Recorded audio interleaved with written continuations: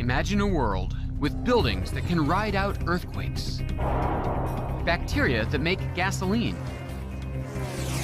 tiny devices that repair individual cells, even DNA, gossamer threads strong enough to hold up a bridge or an elevator to the stars.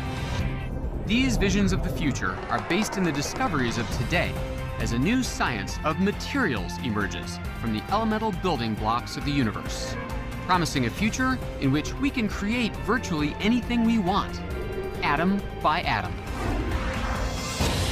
I'm David Pogue, and I'm on a quest to discover how the world's smallest materials are changing our lives.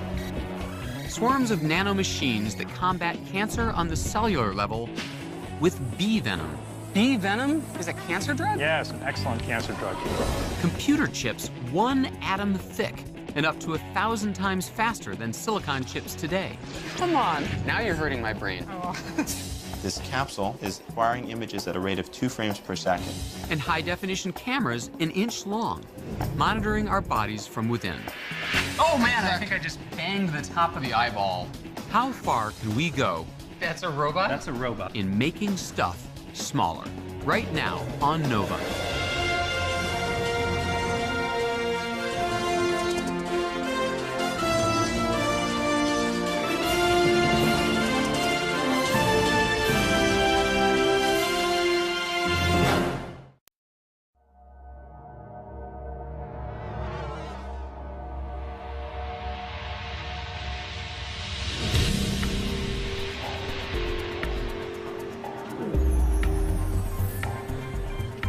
As tech columnist for the New York Times, I'm always on the hunt for the next killer gadget.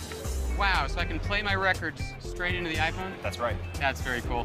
Each year, my beat brings me to the Consumer Electronics Show in Las Vegas to investigate the latest trends in new tech. It's a watch that is also a cellular phone, an MP3 player, a camera, a video camera. Somehow, the electronics world has found that the key to making stuff better is making it smaller. So that's the new flagship LED. Wow. Take the TV. 10 years ago, the first flat screens cost as much as $12,000. They had thick glass panels and weighed a whopping 85 pounds. But now? This TV is 0.3 inches deep. Are you kidding?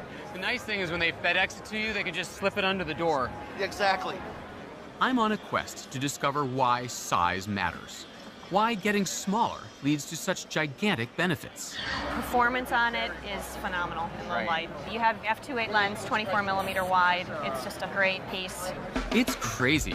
If everything we own had improved over the last 25 years as much as electronics have, the average family car would travel 4 times faster than the space shuttle. Houses would cost $200. What's the secret behind electronics' stunning advances? How many times have I reviewed these and wondered exactly what's inside there? Do you mind if I have a look? No, not at all. I'd like to have a look inside. Yeah, please do.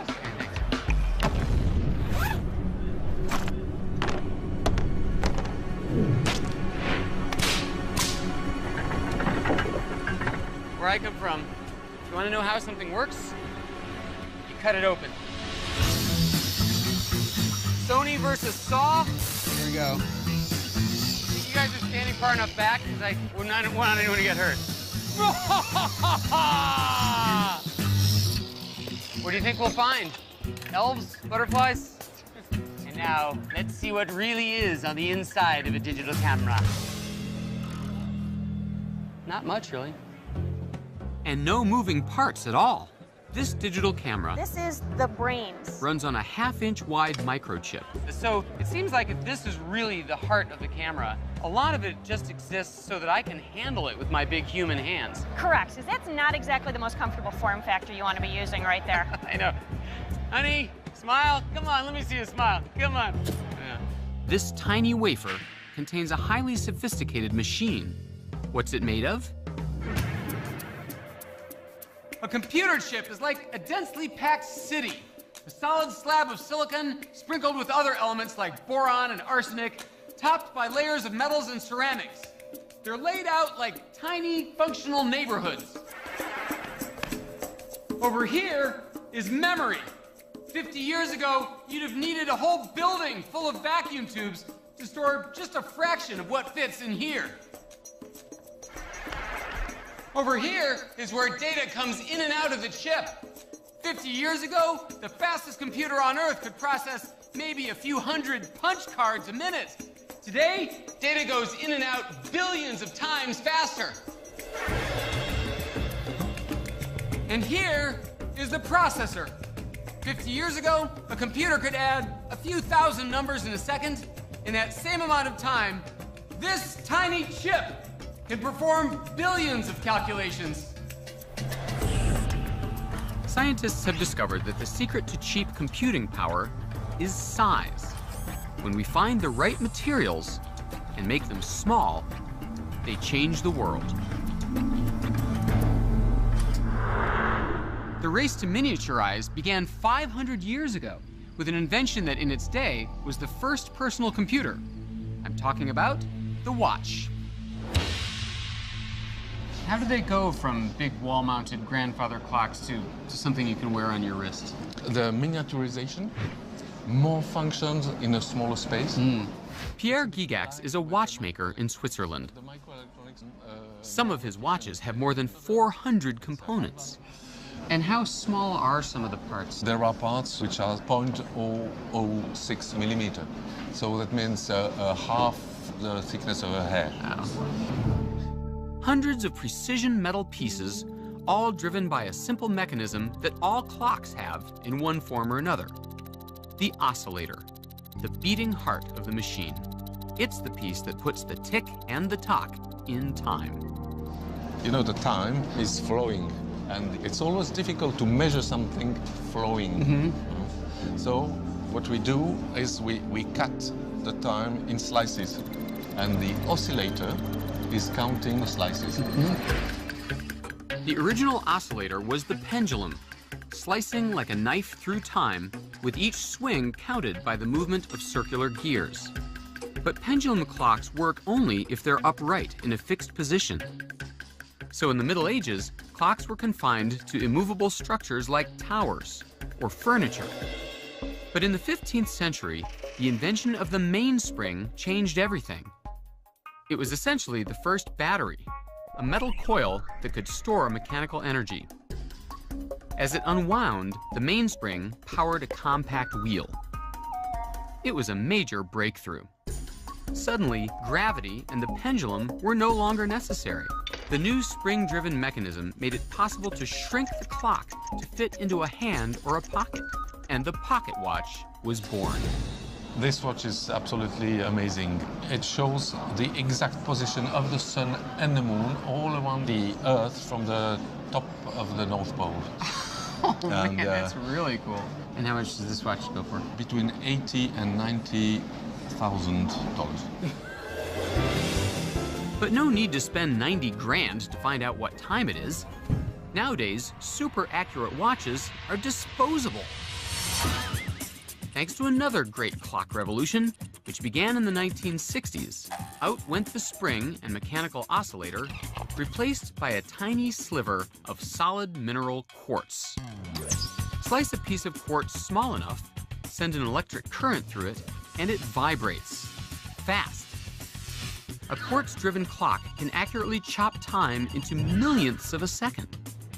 But the biggest selling point for quartz is that it's cheap. That's because quartz is actually silicon, commonplace sand, the second most abundant element on Earth. For the first time, a material replaced a machine, opening the door to a new era of miniaturization. But silicon can do more than just mark time. It's a member of a strange class of elements called semiconductors, found on the table of the elements. As the name implies, they occupy a middle zone between metals, which conduct electric current, and insulators, like rubber and plastic, which don't. Think of water flowing through a pipe. An insulator is like a pipe that's frozen. Electrons can't get through. Semiconductors are materials that change from free-flowing conductor to a frozen insulator, and back again, simply by zapping them with an electric current. Switches made out of semiconductors are called transistors, and their amazing on-again, off-again switching ability made the computer revolution possible. But how did they get to be so small? One great place to look for answers is Intel, a pioneer in squeezing tiny transistors onto computer chips. I've met a lot of scientists who talk about switches and semiconductors, and somehow they're fulfilling the same function. But what is it? What we're trying to build with a semiconductor is a switch. This is one from the wall, something that you'd use to turn on a light and turn off. And in fact, when we push the switch up, we give an input, the light is the output. So in science fair terms, a switch then lets electricity go through or stops it. Exactly. And Based on the somehow- input, we change the flow of electricity. Electricity on or off. It's the only language computers understand. When the switch is off, the computer reads a 0. When the switch is on, the computer reads a 1. String a bunch of switches together, and you can create a code. With just 8 switches, you can represent any symbol on a keyboard. For a page, you need about 25,000 switches. 1.4 million will get you a second of music. Photos need tens of millions. And videos, we're talking about tens of billions. The more switches, the more power. The story of the computer revolution is the story of the shrinking switch. Early computers used mechanical relays and vacuum tubes as switches. Building a machine with just a few thousand took up rooms of space. But the silicon transistor changed all that. Because it's a material, not a machine, it's easy to shrink. Well, the exciting part about silicon transistors is we're actually using the atomic properties of the silicon. So rather than actually having to craft something, to build the switch, to build the pieces, to build the spring, I actually, by doing some smart engineering, can get the electrons to flow by using the properties of the atom. And we brought some material to illustrate that. What we have here. Happen to have a hunk of cheese lying around the a lab? hunk of cheese. So think of this as the silicon material. I can actually take a slice of that silicon, and I can use the atomic properties of this slice to build those transistors. Ladies and gentlemen, the Pentium Cesium 5. I understand it works really well with the computer mouse. You can use that. All right, so you're saying that one beauty of silicon is that you can cut it in half, and it's still silicon. And you could slice it again, smaller and smaller and smaller, but it still does just as good a job of passing along the ones and zeros. Absolutely. And I can use those material properties until I get down to the size of only a few atoms of silicon. Wow. Which is not something you could do to make mechanical switches smaller, right? Like if I wanted to make this smaller, you know, I can't just go like this. Wow. I can have a smaller one. Clearly, this is not going to be a smaller good switch. Right. But this is silicon. It is a purified element that one mines. All right, so what does it look like in the computer then? Well, by the time it gets to the computer, it actually is one of these devices. So this shiny surface is a piece of refined silicon. It has transistors built into it. We've actually flipped it over so the transistors are on the other side, and what you see is the back of that piece of silicon. And this is how many of those little on-off switches? This is almost 1 billion transistors. Wow. 1 billion switches on a 1-inch chip. What's even more astonishing is that one of the founders of Intel saw this coming. In the 60s, Gordon Moore predicted that the size of transistors would shrink by half every 2 years, each time doubling the number that could be squeezed onto a single chip. This idea is known as Moore's Law, and it has proved to be incredibly accurate. But now, 50 years later, Moore's Law may finally be running out of steam. The transistors that power our stuff are about as small as they can get, unless scientists can come up with a new way of packing them ever more tightly together. To see one of those possible solutions, I've crossed the country to visit the IBM Research and Development Kitchen? So this is Moore's Law of Italian cooking. That's right. What we're going to do is explain why it's so important to get the transistors smaller and smaller. Francis has a pretty appetizing way of visualizing this law and its limitations. Like pepperoni slices, the transistors on a silicon chip are flat. Okay, so here's our Silicon wafer. Now, these are the old-fashioned transistors. They're much larger, and you can see that you can't put that many onto each wafer. So this would be a 1960 iPod. I think so, yes. This would be a 60s type of thing. So let's take off these old transistors and replace them with some new transistors. Oh, these are much smaller. Yes, these new transistors are much smaller. Technology has marched on. That's right. It's Moore's law in action. So in other words, all we have to do is make the transistors smaller every year forever, and our gadgets will always be more powerful and more compact. That would be wonderful, but we can't make our pepperoni slices much smaller than this. And these transistors are now packed together about as close as we can get them. The pizza party can't go on forever. There's a limit to how small you can shrink the transistors. If you reduce the surface area of a transistor too much and place it too close to its neighbor, electricity starts to leak, causing a short circuit. Not good. We've run out of area, so there's only one way to go, and that's upwards. Slim Jims? That's right. This is a vertical transistor. Instead of having flatter, smaller transistors, we go in the other direction. Excuse me? Vertical transistors? Vertical transistors. With little toothpicks on the bottom. That's just for demonstration Oh, purposes. okay. By building vertical transistors, called nanowires, Francis can increase surface area without bringing the transistors closer together. So, no short circuit. Ingenious. So this is what you're doing at IBM. You're That's making right. these? They're called nanowires. And the real thing is about 1 million times smaller than this. 1 million times smaller? That's right. Well, that'd be hard to see. They're hard to see, but this is not a nanowire. This is a silicon sliver Francis uses as a surface to grow them. And we get tens of millions of wires on each of these specimens. Come on. Now you're hurting my brain. Oh. She carefully loads the wafer into a molybdenum clip and slides it into a custom-built oven where she'll bake it at 1100 degrees Fahrenheit. You know, I was just thinking, Francis, I don't think you have enough aluminum foil on this oven. Yes. It's the question everyone asks. It holds the heat better. Aluminum foil?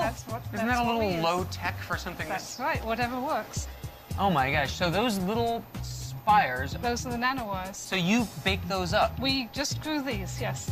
We can see them because this oven doubles as an electron microscope. All right, so these are them, huh? This is 30,000 times magnified. 30,000 times? That's right. So here's the column of silicon, that's the nanowire, and here's the gold droplet on the end that actually makes it grow. It's weird. It looks like matchsticks or weird mushrooms or... They did mushrooms, that's right. They look to me like mushrooms. That's amazing. Yeah. So we're trying different catalysts, different recipes, but this here is the future of transistors. While scientists like Francis try to find ways to push silicon to its limit, others are pinning their hopes on a new material that lets electrons flow 1,000 times faster than they can in silicon. It's ultra thin and super strong, and it's called graphene. And when graphene happened, I just couldn't stop myself from going into it. It was so beautiful, I just couldn't stop. I just immediately jumped onto it. This is Dr. Pablo Jarillo Herrero, a professor at MIT and graphene guru. Here I have graphene. Graphene is the thinnest material that exists. This is just 1 atom thick, okay, sheet of graphene, and you can see that it's perfectly visible. So it's part of the magic of graphene that you can just see it, even with your eye. You heard that right.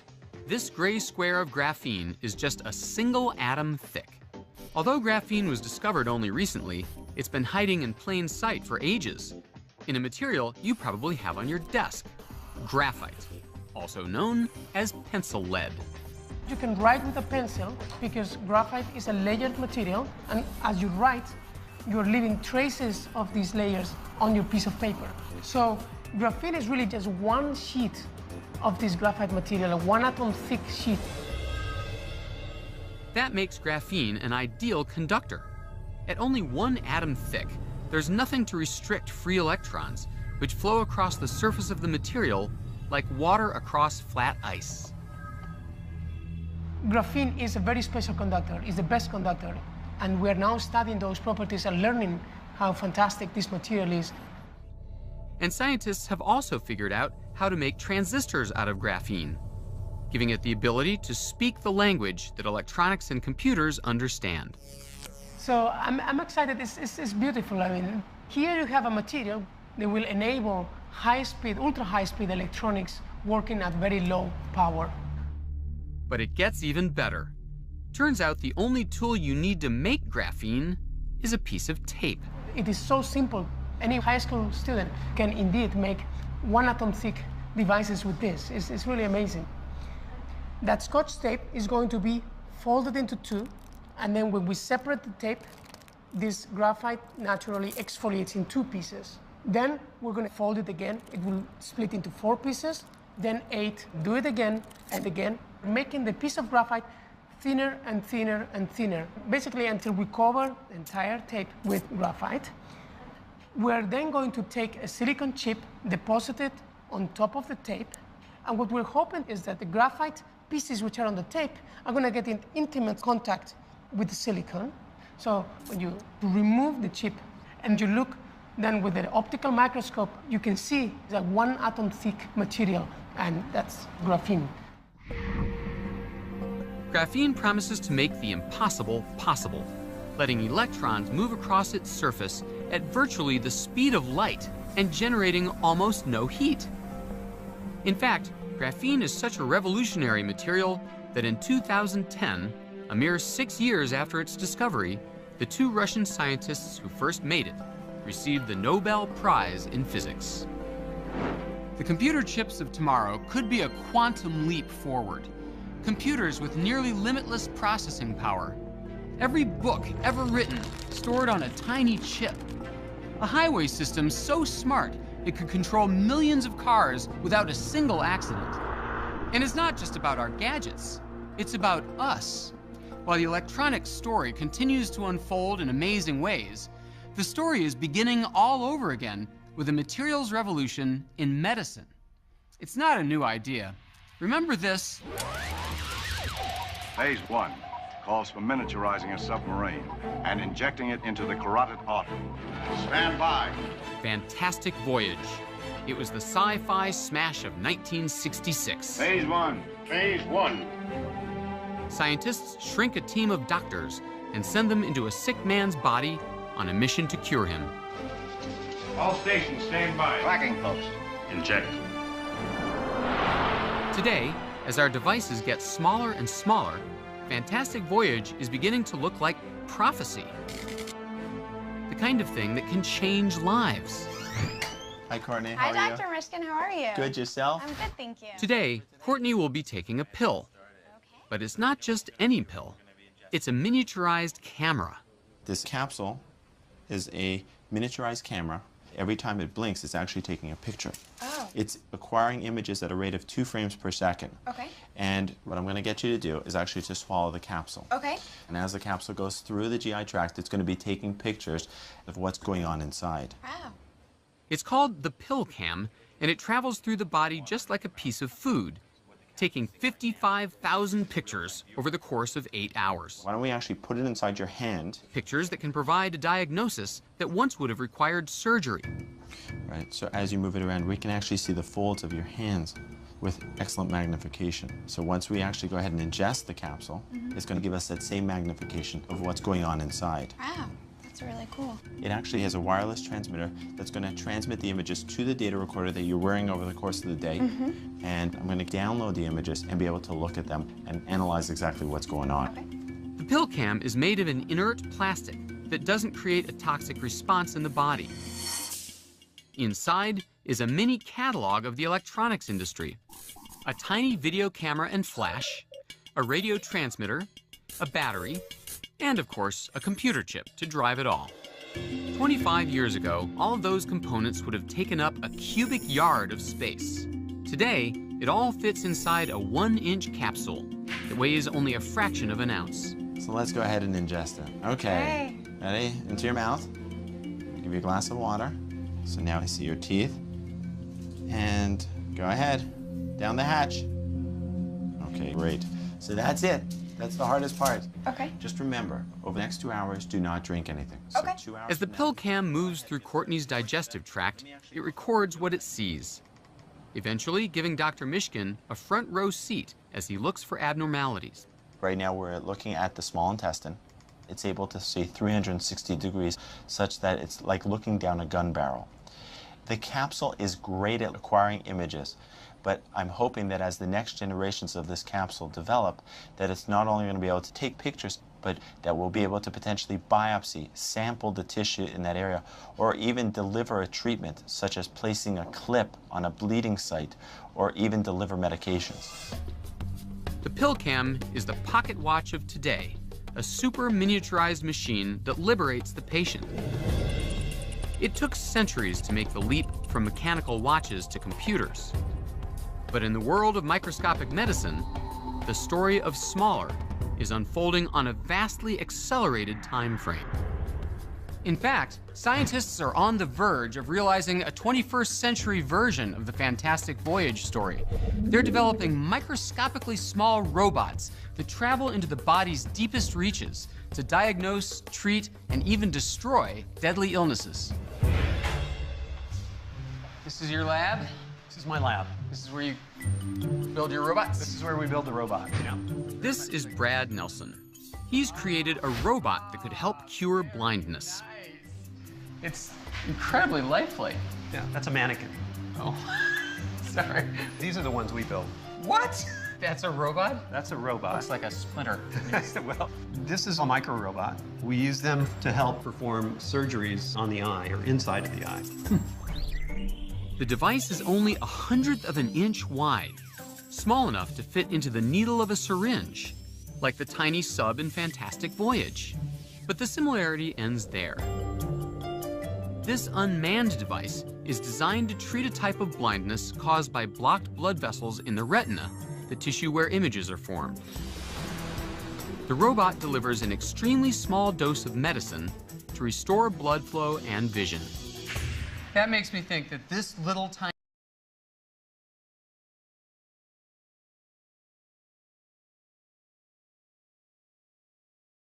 thing has batteries and little propellers and some kind of knowledge to know where to go in the eye. I have a hard time believing that. That's right. So the way we energize this is we use externally generated electromagnetic fields. So basically, it's a magnet. To make the device small enough, Brad had to abandon the idea that robots have to be mechanical. Copper-colored thing here. Instead, he focused on finding a material that would let him eliminate bulky moving parts. He chose two elements, samarium and cobalt. Combined, they form a material highly sensitive to magnetic fields, which means that Brad can direct the movement of the robot without touching it. Once again, a material replaces a machine, and the device gets smaller. So then, besides just the robot, what we also have is this system here of electromagnets. And so what each of these copper coils do is they generate magnetic fields. Oh, man. Yeah, I got a bunch of them, every direction. And so we have 8 of these here. That's why we call this the Octomag. Octomag? That's right. The Octomag. By adjusting the strength of these 8 electromagnets, the surgeon can move the micro-robot any direction along the X, Y, or Z axis, pushing or pulling it through the eye. But landing it on the tiny section of retina that's used for seeing in sharp detail takes lots of practice. And you've been practicing with dummy eyeballs so far? We use that, but we also use animal eyes as well. We get pig's eyes from our local butcher. So. You buy eyeballs from the butcher, from cadavers, or? That's right. Christos, one of my PhD students here, Christos goes in the morning, early in the morning, to the butcher and asks for eyeballs. Christos, hello. How are you? Fine. Oh my God. These are the pig eyes. Exactly. 20 pig eyes, fresh from the butcher, ready to be prepared for experiments. He must be a big hit around Halloween. What about this guy? What's this all about? We call him Mr. Pig Eye Guy. Mr. Pig Eye Guy? Well, you have to give them a name. And then we put the eyes of this hole here. Once the eyeball is secured inside the socket, we insert a light probe. So that's the light there. Oh, I can actually see the light in there. Very cool. This tiny LED lets us see what we're doing when we drive the robot. So this is the robot right here? Mm-hmm. Okay, and this isn't fake. We're really seeing this live from the microscope right now, right? Yes. All right. Now, you can move this guy around. Okay, sure enough. I push right, he goes right. Left, he goes left. Mm-hmm. Let's see, I want to go down over here. And then you can pull up. And oh, you it's can getting see. bigger. Exactly. Yeah. This means that it's moving higher away from the retina. And closer to the surface of the... Oh, man, exactly. I think I just banged the top of the exactly. So cornea or whatever. That's the very top, and this is where the liquid ends. So you see this effect. Now let me push down. When you push down, it starts slowly going into the retina. Sinking. Wow, that's really cool. So now you've reached the bottom, you're touching the retina. Yeah, it's quite responsive. I can go right up here. Mm-hmm. Eventually, Brad hopes that there will be a commercial version of his device installed in doctors' offices. The magnets will be arranged in a housing that surrounds the patient's head, while the doctor peers through a microscope to guide the drug-filled robot. Brad's initial success combining materials and magnetic fields to make tiny devices has encouraged him to be even more ambitious. His goal is to build a robot that can swim through blood vessels. But along the way, he's discovered that the smaller you go, the stranger the world becomes. Oh dear, looks like the grad students have left their things out again. And the harder it is to get around. So what we've seen so far, the micro robots for the eye, we're interested in going even smaller and trying to make smaller robots. So I set up an experiment here to kind of show you what some of the problems are when we try to make small things swim, and why it's so much different than how big things like fish or toys like this swim in water. Okay. So what we've got here are two tanks. One is just regular water out of the tap. Yep. But this other one's glycerin. It's much thicker, kind of like oil or a corn syrup, something thick like that. Okay. So let's look at how something like this toy goldfish is going to swim in water. Wind her up? Wind her up, and let her go. Yep. Okay, the tail goes back and forth. Just the way you'd expect. Yep, say that swimming is fairly effective. Okay, he's got a twin over there. Let's see how he does in glycerin. All right, and this one's going to go in the goop. And he wags his tail, and he doesn't move at all. This helps us illustrate how water feels when you get small. So if you took yourself and you made yourself about 10,000 times smaller, and you jumped in this pool of water, you would actually feel more like you were swimming in glycerin here, or goopy stuff like honey or something thick like that. A swimmer the size of a bacterium would never be able to get around using flippers or the breaststroke, because at that size, the friction from the water molecules becomes a major drag. For a long time, scientists couldn't figure out how bacteria were able to swim. But eventually, they discovered the secret. The tail, or flagellum, seems to move back and forth. But viewed from another angle, it's clear that it moves in a totally different way. Corkscrew tail. A corkscrew tail. Brad and his team have developed corkscrew robots that mimic bacteria. Bacteria like E. coli and Salmonella have developed these flagella that twist. This part is the flagella? This flagella twists through the liquid, just like a corkscrew going into a bottle of wine. So instead of propelling itself or using its inertia, it's actually kind of cutting through the fluid. It's almost pulling itself instead of pushing itself. It's pulling itself in a sense, like a screw going into wood or something like that. It's a completely different material interaction. Very cool. They use the same samarium cobalt material and magnetic fields to set them in motion. So it's literally like drilling its way through that liquid? Drilling its way up. Wow. This is the biggest one. The smallest one is only 30 microns long. That's 30 millionths of a meter, about a third the width of a human hair. So now, just in the last few years, we've actually been able to build small things of a similar size and shape to real bacteria that swim just like they do, potentially deep inside a person's body. The magnet-driven robots in Brad's lab, the iBot, the FlagellaBot, and even a soccer-playing robot that his students created, are each no bigger than a dust speck.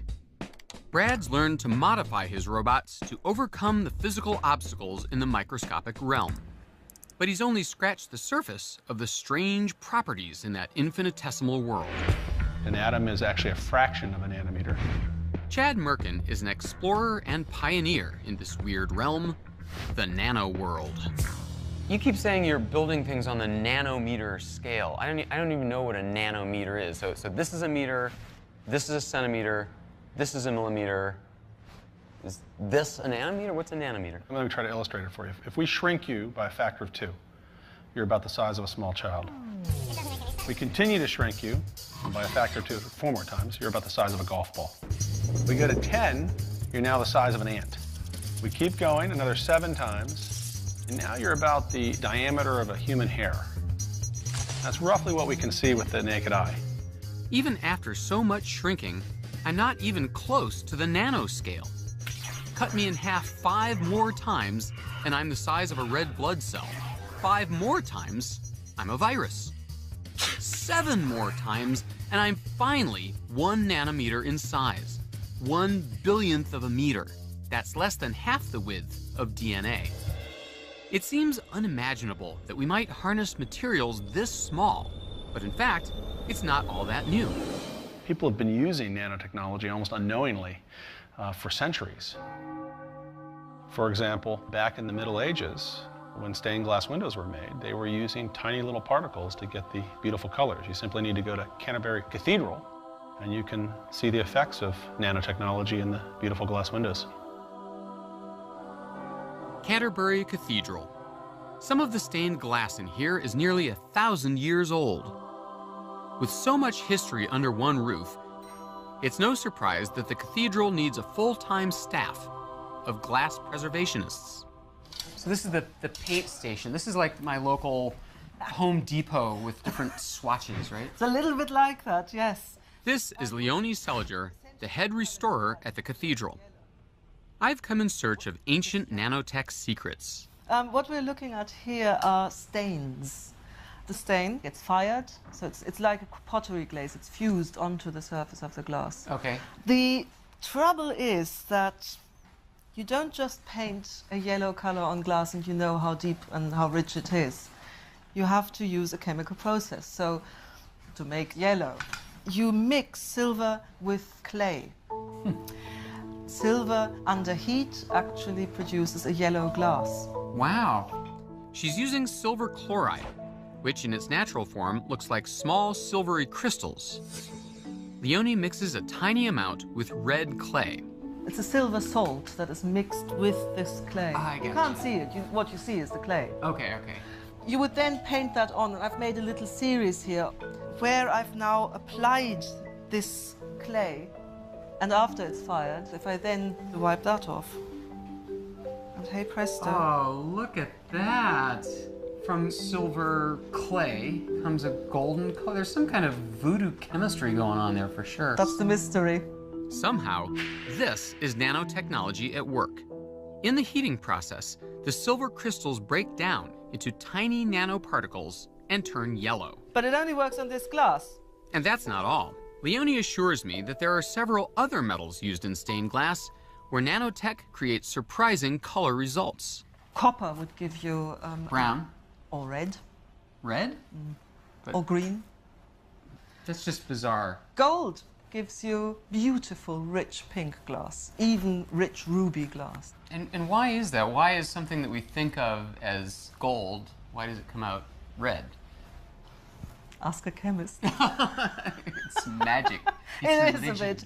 I mean, in the Middle Ages, of course, it was always a closely guarded secret on what makes what color, at which temperature. When artists first learned how to change the colors of metals, it must have seemed like alchemy. But in fact, it had something to do with changes at the smallest possible scale. I want to get to the bottom of that mystery. So this is your inventory here? This is our stock. So I'm digging a little deeper at the English Antique Glass Company, which makes the colored glass used to repair Canterbury's windows. This is cobalt blues. Wow. These sheets are crafted by hand, still using the same techniques that were developed in the 12th century. How many establishments are there? Making this? Yeah. We're the only makers of flat glass, traditional methods in the UK and Ireland. Wow. This is Mike Tuffy, the head of production here. He and his team of glassblowers are able to achieve the same rich colors found in the cathedral, but they start with clear glass, which is made from a mix of sand, limestone, sodium carbonate, and other minerals. Oh my gosh, that's it? That's it. That's the next great cathedral window right there? That's the next great cathedral window right there. It looks like kitty litter. It doesn't even look like glass. We just put that in the furnace. This is a rod that we use for the different colours. The rods contain concentrated amounts of the metals that create color when added to the clear glass. The color appears when it's fired at 1200 degrees Fahrenheit. So what does it look like when it comes out? Is it a sheet? Is it a blob? It's a blob. The journey from molten blob to colored glass is an intricate process of shaping, blowing, and refiring, resulting in a glass cylinder called a muff. It's this heating and cooling process that creates the final color, thanks to the action of the metal nanoparticles. You slit it, and then you have a flattening machine that unfurls it? That's it. That's a gold pink muff. There's gold dust in there? Yes. But it doesn't look gold, it looks pinkish. No, gold gives you pink. Gold gives you pink? Gold gives you pink. Why would that be? No, you would need to talk to a chemist on that. I plan to do that. Same answer. I'm 0 for 2 with the stained glass people. So I went to Canterbury Cathedral, and I actually spoke to the guy who makes the glass and the lady who does the repairs on those windows, and they said, sure enough, they add gold to the glass to make it red. It doesn't make any sense. And you know what they told me? We have no clue. But you're the scientist, man. You should be able to explain why gold makes red. Well, it turns out if you can control the size of a gold particle, if you can shrink it to this nanometer length scale, you have completely different optical properties. Gold's no longer gold when taken to the 13 nanometer size. It's ruby red in color. When light rays hit a colored material, some colors are absorbed and some are reflected. That's why roses are red and violets are blue. Many metals, like gold and silver, reflect most of the colors in visible light, which is why they can be polished to shine like mirrors. But when a particle of gold is made very small, below 100 nanometers, 100 billionths of a meter, the particle begins to absorb shorter wavelengths of light toward the blue end of the spectrum. The smaller the particle, the more blue is absorbed and the redder it appears. But it gets even stranger, because not only size matters, shape does too. Each of these vials contains water with silver nanoparticles dissolved in it. The only difference between them is the shape of the particles. In this test, silver rods give you yellow, silver triangles green, silver prisms give you blue. If metals behaved like this in our big world, then just changing the size or shape of your car would alter its color. Chad sees tremendous potential in this weird nano phenomenon. With almost an infinite number of possibilities, you no longer have to take what nature gives you. You can adjust color simply by becoming a nano architect. Scientists call this strange property of small materials structural color. The living world figured this out millions of years ago. Structural color on the nano scale creates the iridescent pigments in butterfly wings, beetle shells, and peacock feathers. Well, why do we care? I mean, cool, little tiny gold particles are really red. I mean, how does that help mankind? Well, the reason we care is that once you discover new properties, those new properties almost always lead to new applications. There are already a number of medical applications. Chad Merkin has developed a technology that harnesses the unique properties of gold and silver nanoparticles to test for genetic variations in patients. Sequencing DNA is expensive and time-consuming, but Chad's revolutionary test takes less than 2 hours. I offered to bleed for science to see how it works. And your name is? David. Okay, so we're doing a low blood draw today. You can relax. Is this the extraction bench? Yes, this is. First, a technician extracts pure DNA from my blood sample. This is my DNA. This is your DNA. He then loads it into a small disposable cartridge and inserts it into the machine for testing. This test can actually read the letters of my DNA, and using gold nanoparticles, it flags variations that might make me unusually sensitive to particular drugs, or even mutations that signal heightened risk for disease.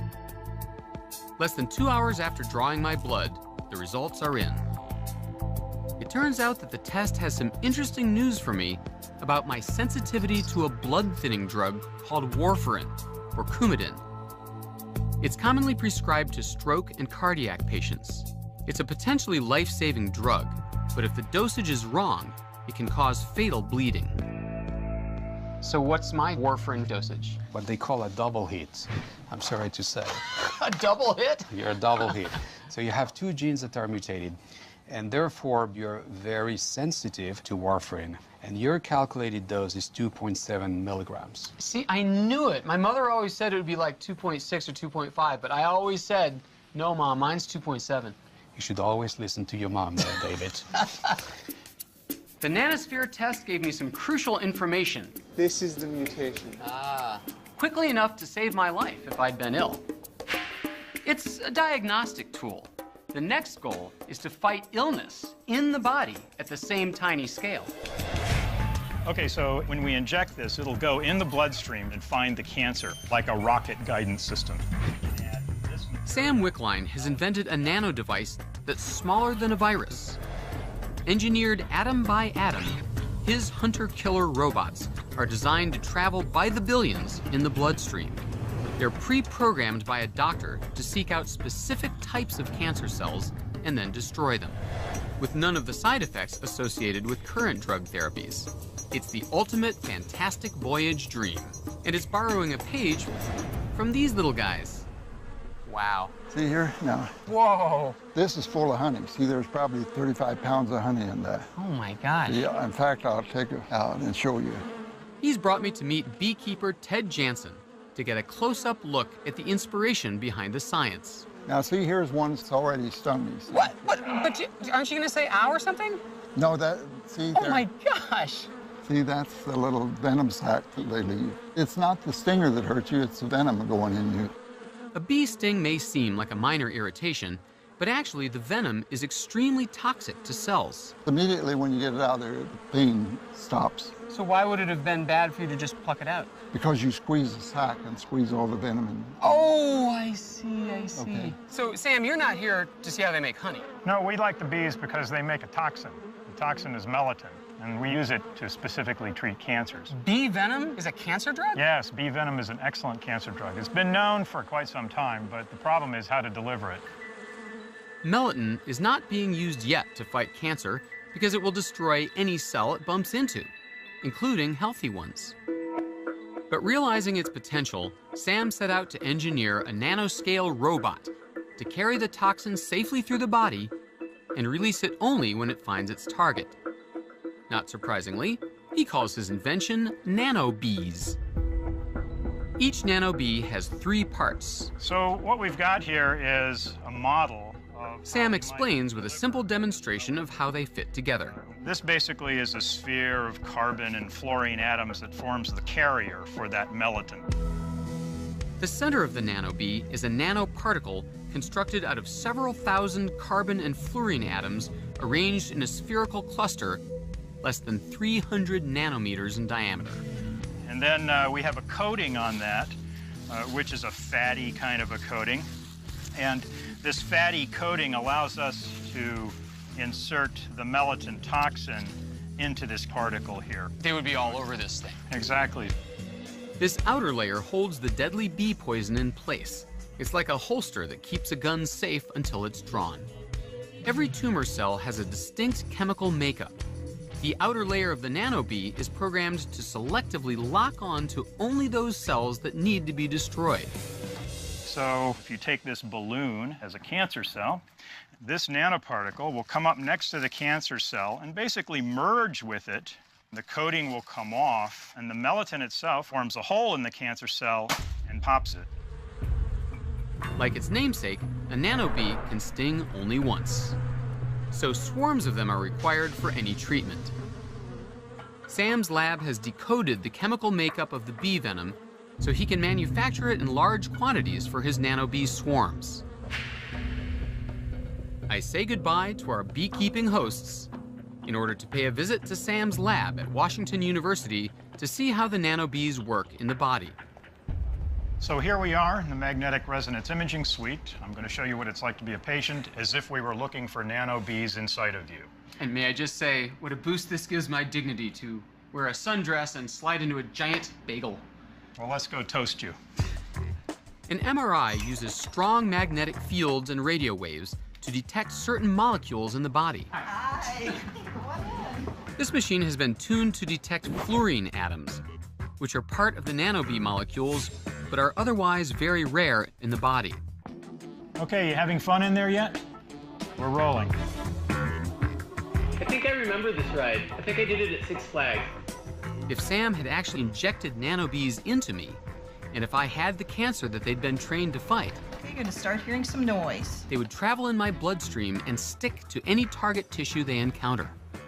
The images that the technicians see would show bright yellow areas where the individual nanobees were finding and killing the diseased cells.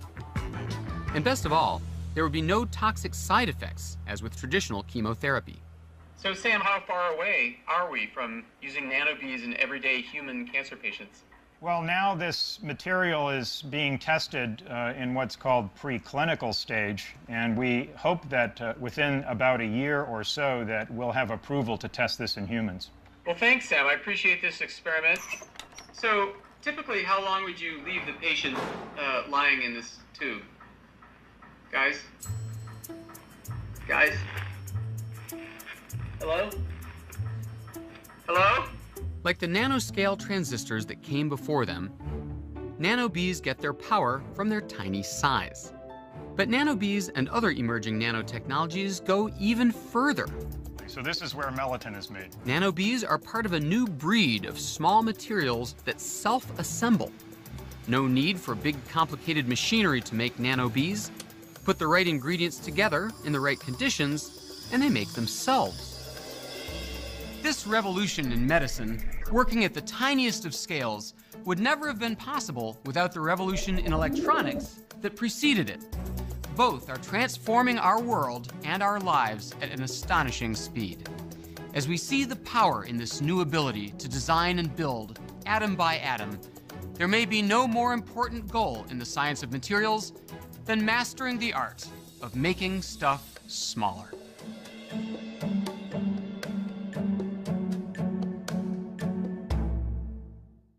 Can we make stuff cleaner and greener?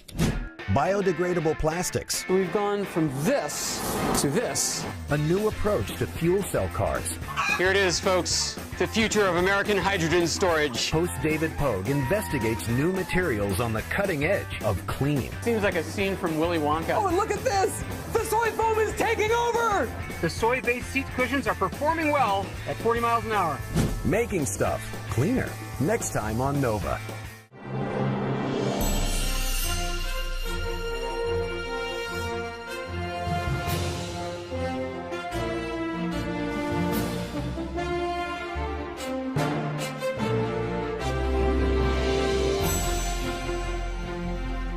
This Nova program is available on DVD and Blu-ray at shoppbs.org or call 1-800-PLAY-PBS.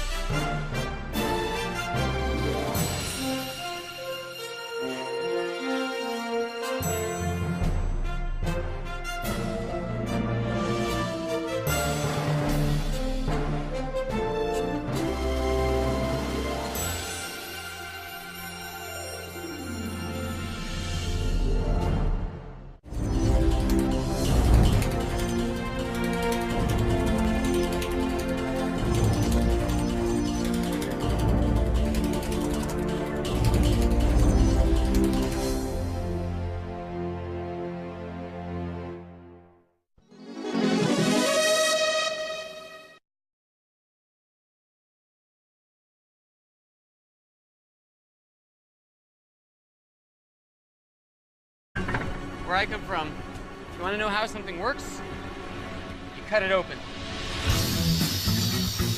Sony versus Saw. Here we go. You guys are standing far enough back because I wouldn't want anyone to get hurt. What do you think we'll find? Elves? Butterflies? And now, let's see what really is on the inside of a digital camera. Not much, really. And no moving parts at all. This digital camera This is the brains. runs on a half-inch wide microchip. So it seems like if this is really the heart of the camera, a lot of it just exists so that I can handle it with my big human hands. Correct, because that's not exactly the most comfortable form factor you want to be using right there. I know. Honey, smile. Come on, let me see you smile. Come on. Yeah. This tiny wafer contains a highly sophisticated machine. What's it made of? A computer chip is like a densely packed city. A solid slab of silicon sprinkled with other elements like boron and arsenic, topped by layers of metals and ceramics. They're laid out like tiny functional neighborhoods. Over here is memory. 50 years ago, you'd have needed a whole building full of vacuum tubes to store just a fraction of what fits in here. Over here is where data comes in and out of the chip. 50 years ago, the fastest computer on Earth could process maybe a few hundred punch cards a minute. Today, data goes in and out billions of times faster. And here is the processor. 50 years ago, a computer could add a few thousand numbers in a second. In that same amount of time, this tiny chip can perform billions of calculations. Scientists have discovered that the secret to cheap computing power is size. When we find the right materials and make them small, they change the world. The race to miniaturize began 500 years ago with an invention that in its day was the first personal computer. I'm talking about the watch. How did they go from big wall-mounted grandfather clocks to something you can wear on your wrist? The miniaturization, more functions in a smaller space. Pierre Gigax is a watchmaker in Switzerland. Some of his watches have more than 400 components. And how small are some of the parts? There are parts which are 0.006 millimeter. So that means half the thickness of a hair. Wow. Hundreds of precision metal pieces, all driven by a simple mechanism that all clocks have in one form or another. The oscillator, the beating heart of the machine. It's the piece that puts the tick and the tock in time. You know, the time is flowing, and it's always difficult to measure something flowing. So what we do is we cut the time in slices, and the oscillator is counting the slices. The original oscillator was the pendulum, slicing like a knife through time, with each swing counted by the movement of circular gears. But pendulum clocks work only if they're upright in a fixed position. So in the Middle Ages, clocks were confined to immovable structures like towers or furniture. But in the 15th century, the invention of the main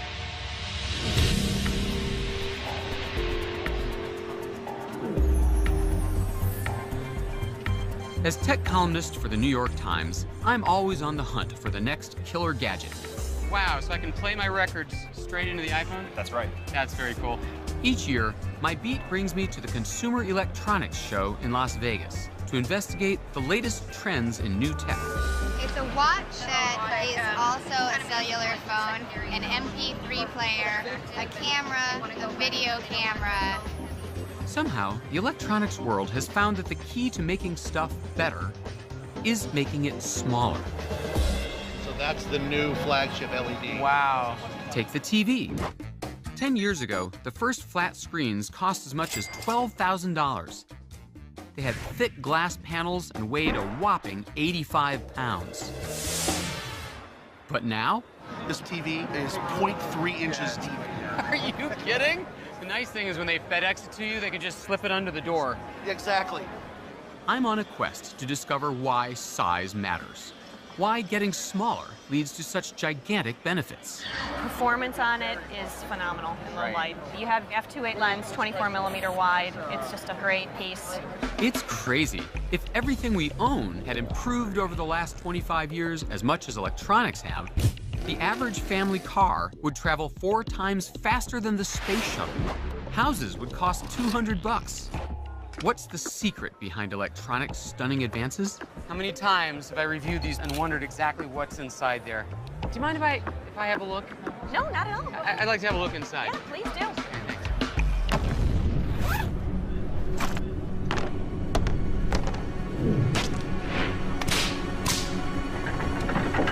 Spring changed everything.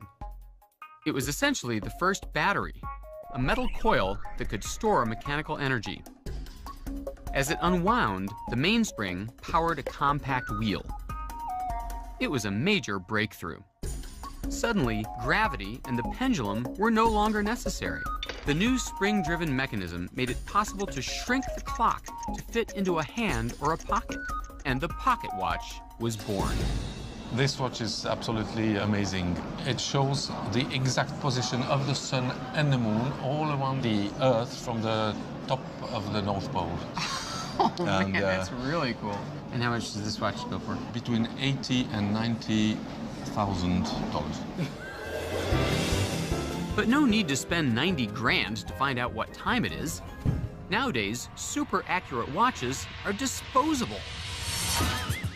Thanks to another great clock revolution, which began in the 1960s, out went the spring and mechanical oscillator, replaced by a tiny sliver of solid mineral quartz. Slice a piece of quartz small enough, send an electric current through it, and it vibrates. Fast. A quartz-driven clock can accurately chop time into millionths of a second. But the biggest selling point for quartz is that it's cheap. That's because quartz is actually silicon, commonplace sand, the second most abundant element on Earth. For the first time, a material replaced a machine, opening the door to a new era of miniaturization. But silicon can do more than just mark time. It's a member of a strange class of elements called semiconductors, found on the table of the elements. As the name implies, they occupy a middle zone between metals .